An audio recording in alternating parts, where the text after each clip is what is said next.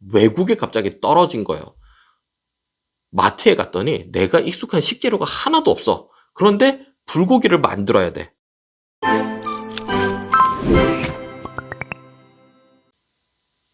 안녕하세요. 문풀 강선생입니다. 오늘은 아이들이 수학 문제를 풀면서 어려움을 느끼는 포인트들이 어떤 것들이 있는지 설명을 드리겠습니다. 아이의 이해도 관점이 아니라 문제의 구성 요소, 형태, 질문의 방식에 대해서 말씀을 드리겠습니다. 자, 첫 번째로 난이도가 올라가는 요소는 이것입니다.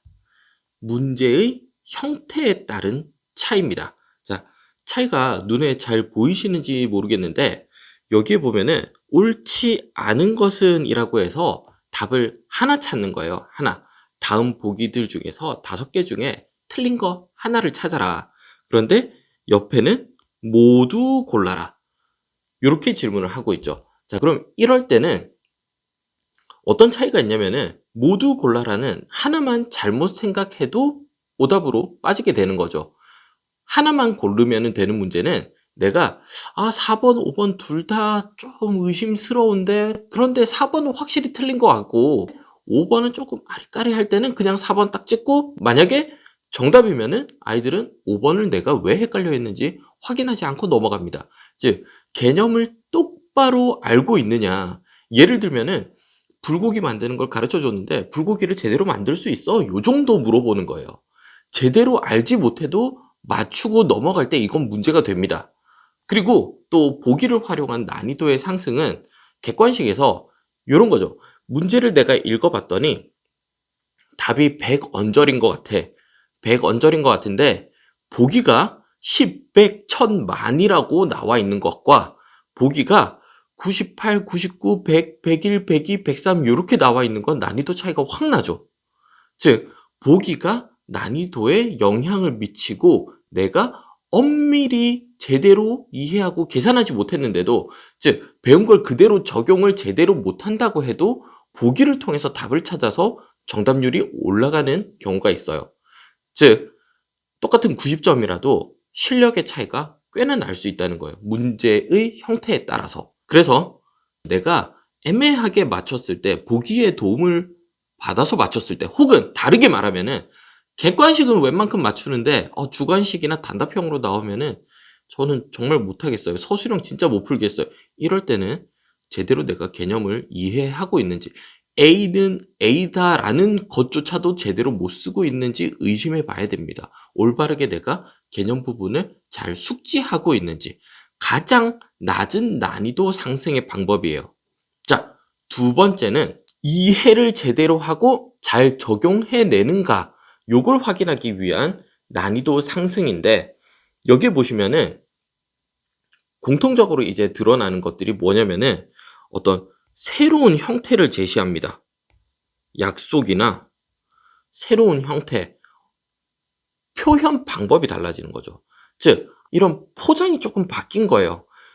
이 포장을 바꾸는 이유는 조금 더 일반화된 질문을 하기 위해서고 일반화를 시키는 것은 개념의 본질에 대한 이해가 있는지를 물어보는 겁니다. 즉 올바르게 약수와 배수를 수로 구하는 것 말고 최대 공약수, 최대 배수를 수를 제시했을 때 계산해 낼 수 있다. 이게 가장 기초적인 거고요. 그럼 일반적으로 두 수가 최대 공약수를 가지고 있을 때 두 수의 2배를 곱하면 최대 공약수는 어떻게 될까? 4배가 될까? 2배가 될까? 아무 차이가 없을까? 최대 공약수는 두 수에서 어떤 공통점을 네가 추출해내는 거지? 그럼 그 두 수가 어떻게 변했을 때는 최대 공약수는 어떻게 변하지? 좀 더 이런 본질적인 질문을 하는 거죠. 그래서 일반화 시켰을 때에도 제대로 이해하고 풀어낼 수 있는지 이런 걸 물어보면은 아이들은 난이도가 확실히 상승했다라고 느낍니다. 그리고 마지막으로 진짜 그냥 어려운 문제다라고 느끼는 것은 대부분 이런 거예요. 질문을 한번 쭉 볼게요. 수가 일단 4개가 나왔어요. 자, 형태적으로도 4개를 같은 자연수로 나누었을 때 나머지가 같다. 그러면은 보통 아이들은 뭐 약배수를 다룰 때 2개, 3개 정도 다루는데 개수 자체가 4개로 늘어나서 난이도가 상승하는 측면 첫 번째. 그리고 수가 굉장히 큽니다.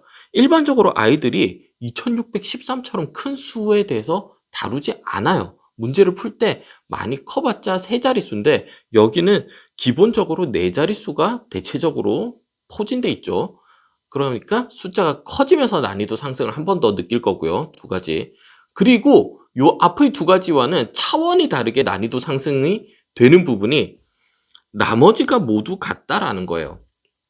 나머지가 같다라는 게 도대체 뭐야? 나는 약수 배수, 즉 약수 배수는 나누어 떨어지는 애들만 다뤄왔는데 나머지가 같다라고 물어보면 안 되지. 이건 반칙이지. 나는 이런 거 배운 적 없는데?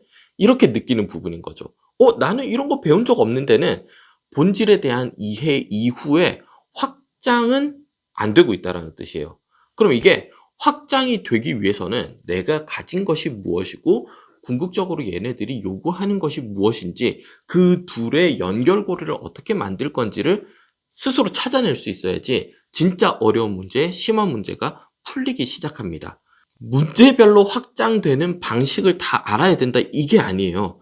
내가 정말 코어 아이디어, 약수와 배수에 있어서 핵심적인 내용을 알고 그게 어떤 의미인지를 알고 나면은 나머지를 어떻게 적용해야 되는지 스스로 길을 찾을 수 있게 되거든요. 그럼 이 문제를 풀자는 건 아니고 정보만 한번 정리해 볼게요. 자, 4개의 수가 있는데 이 수의 형태에 집착하면 안 돼요. 2613이 뭔가 의미를 가질 거다? 아니요. 아무 의미 없어요. 2613도 2243도 의미는 없습니다. 가장 큰 의미는 뭐냐면은 나머지가 같다라는 거예요. 나머지가 같다라고 내가 표현해낼 수 있어야 돼요. 무슨 말이냐면 내가 어떤 수가 있는데 여기에 나머지가 하나 붙어 있을 거고 그 다음 수는 이렇게 생겼는데 나머지가 하나 붙어 있고 그 다음 수는 이렇게 붙었는데 나머지가 그 다음 수는 이렇게 생겼는데 나머지가 붙어 있다. 요걸 표현해낼 수 있어야 되고요. 근데 이 숫자들이 뭔지 모르겠지만 여기에 3의 배수라고 한번 해보지. 3a, 3b, 3c, 3d다. 그러면은 내가 만약에 3의 배수임을 확인하고 3으로 나눴을 때의 나머지를 구해야 된다면은 3의 배수인 거를 내가 어떻게 찾을 수 있을까? 뭐가 귀찮은 부분인지 어떤 부분을 해결해내야 되지? 나머지거든요. 약배수는 우리가 배웠으니까 나머지가 달려있다는 게 힘드니까 그럼 내가 이 나머지를 어떻게 처리할 수 있을까? 어떻게 없애볼 수 있을까?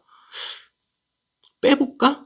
하는 생각이 떠올라야 되는 거죠. 내가 귀찮은 부분, 얘네들이 좀 없어졌으면 좋겠다. 그럼 얘네 둘이 빼보고 얘네 둘이 빼보고 얘네 둘이 빼보면은 3의 a-b 얘는 3의 b-c 얘는 3의 c-d 3의 배수인 속성이 변하지 않네?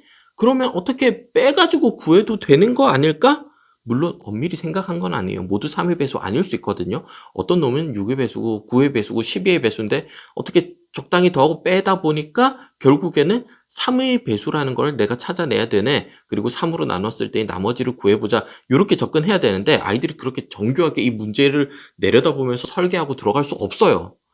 경험이 없다면은 어떻게든 끼워 맞춰서 처음에는 답까지 달려보고 그 다음에 검증을 하는 겁니다.